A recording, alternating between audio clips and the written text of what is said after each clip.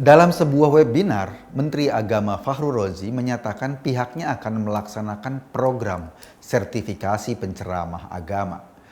Tentu aja yang dimaksud kan bukan cuma penceramah agama Islam, penceramah agama-agama lain juga menurut gue perlu disertifikasi. Sebetulnya sih program ini wajar, Indonesia kan punya Kementerian Agama. Apa salahnya kalau kementerian itu melakukan program sertifikasi bagi penceramah agama? Untuk yang beragama Islam, program itu bekerja sama dengan BNPT, BPIP, dan Ormas Keagamaan. Tapi beberapa kalangan dari MUI nolak program ini. Bahkan Sekjen MUI Anwar Abbas mengancam akan mundur dari jabatannya jika program ini diteruskan oleh Depak. Gue sih nggak masalah. Pak Anwar kalau mau mundur ya mundur aja. Pengaruhnya apaan sih bagi kehidupan kita? Kan nggak ada. Pengurus MUI lain semacam Tengku Zulkarnain juga menolak keras usulan itu. Bayangkan, pengurus MUI yang kayak gini nih, dia kan belum lama ketahuan memalsukan informasi soal pendidikannya. Terus sekarang dia menolak sertifikasi penceramah. Wajar sih. Kalau dia ngikutin program sertifikasi itu kan belum tentu lulus. Wong soal latar belakang pendidikannya aja dia bohong. Kalau mau jujur, saat ini udara kita dipenuhi oleh para penceramah agama yang makin kesini makin ngaco omongannya. Lu pernah denger nggak ceramahnya Sugi Nur atau Nur Sugi? Isinya bener-bener kacau.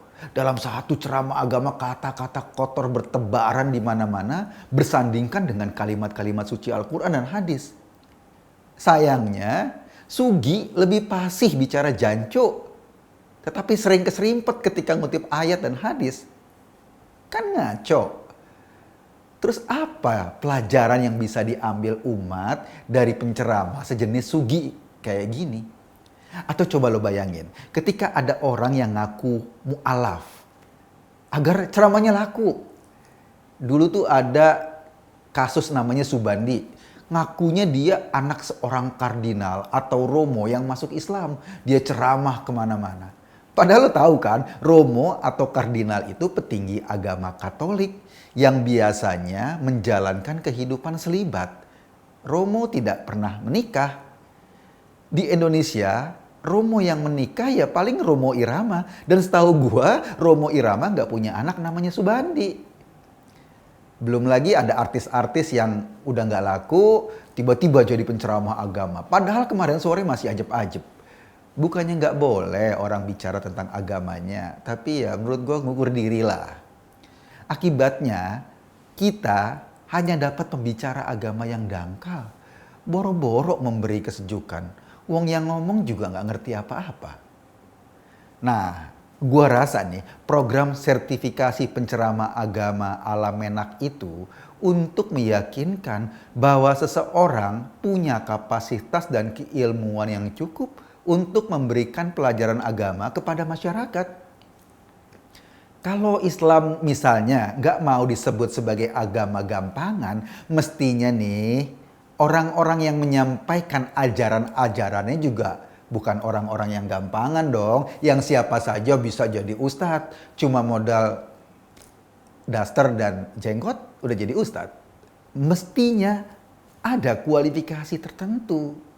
Jadi kenapa harus menolak disertifikasi atau MUI menolak penceramah agama disertifikasi? Menurut gua, ukuran paling minimal seseorang penceramah dalam agama Islam itu dia memiliki ilmu alat. Misalnya minimal nih ngerti bahasa Arab. Orang kayak gua yang nggak ngerti bahasa Arab ya nggak usah lah sok-sokan berceramah di mimbar agama. Kalau seorang penceramah agama yang suka mengharam-halalkan sesuatu tapi nggak bisa bahasa Arab kan lucu. Gimana lu bisa menilai sebuah hukum kalau bahasa dari sumber hukumnya aja lu nggak ngerti? Gua rasa nih, kebanyakan kita, lu atau gua, posisinya kan hanya sebagai makmum, sebagai pengikut. Kita nggak belajar secara khusus soal-soal syariah, soal-soal beragama yang mendalam. Jadi kalau misalnya kita ada pertanyaan, kita tinggal merujuk ke orang yang kita anggap lebih mengerti. Dan para penceramah agama inilah rujukan kita. Nah, gimana lu mau mendapat pencerahan kalau rujukan lu justru nggak punya kapasitas untuk menjelaskan dengan baik karena ilmunya nggak cukup. Jadi balik lagi soal sertifikasi penceramah ini. Gua secara pribadi setuju banget. Dan bukan cuma di Indonesia, di Saudi, Turki, Malaysia, Iran, Mesir, dan banyak negara muslim lain, para penceramah agama juga mendapat pengesahan dari pemerintah. Jadi bukan cuma modal daster dan jenggot doang bisa naik mimbar. Apalagi Menak bilang program ini sifatnya sukarela. Maksudnya bagi penceramah agama yang mau mendapatkan sertifikat, silakan ikut program ini. Bagi yang nggak mau, ya kata Menak nggak apa-apa. Mestinya sih nggak begitu, tapi oke lah. Tapi setidaknya masjid-masjid milik pemerintah atau di lingkungan lembaga milik pemerintah, nanti penceramah yang naik mimbar di sana mestinya orang-orang yang sudah dapat sertifikat dari Menteri Agama dong. Juga di BUMN. Soal penceramah agama yang nggak mau ikutan program ini, ya nggak apa-apa. Jadi kalau MUI nolak misalnya, buat gue sih ya lucu aja. Bukannya MUI adalah lembaga yang paling doyan mensertifikasi segala sesuatu. Bukan cuma makanan, kulkas sama cat tembok kan juga disertifikasi halal sama MUI. Kalau MUI menolak seorang penceramah agama disertifikasi, artinya di mata MUI penceramah agama itu kualifikasinya jauh di bawah cat tembok. Cat tembok aja disertifikasi. Nah, kalau program ini jalan, jadi nanti ada dua tuh. Ada penceramah agama yang punya sertifikat dengan kualifikasi yang memadai, ada penceramah agama yang tidak punya sertifikat dan kualifikasinya dipertanyakan. Nah, sebagai umat kayak gua dan lu, ya terserah mau merujuk yang mana. Sama deh kayak kalau misalnya kita lagi sakit nih ya. Kita lagi sakit ambeien misalnya. Lu bisa pergi ke dokter, diperiksa, dikasih obat atau dirawat. Atau yang kedua pilihannya, lu bisa datang ke orang kayak Ningsih Tinampi. Dikasih jampi-jampi sama air putih, terus ambeien lo ambrol. Kan pilihan lu.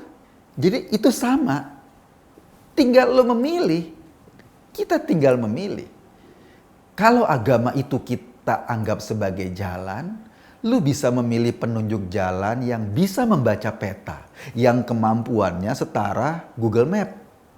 Atau lu bisa memilih penunjuk jalan yang kuper. Jangankan nunjukin arah jalan, naik angkot aja dia masih grogi. Pasti lo nyasar kalau petunjuk jalan lo orang kayak gitu.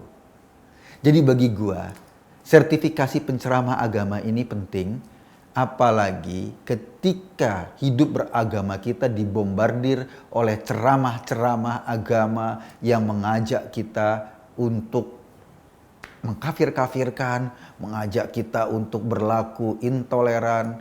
Itu bahaya bagi masa depan bangsa ini. Dan langkah Menak harus kita dukung. Nah, gue sih cuma ngajak lu berpikir. Kesimpulannya ya terserah lu. Makasih.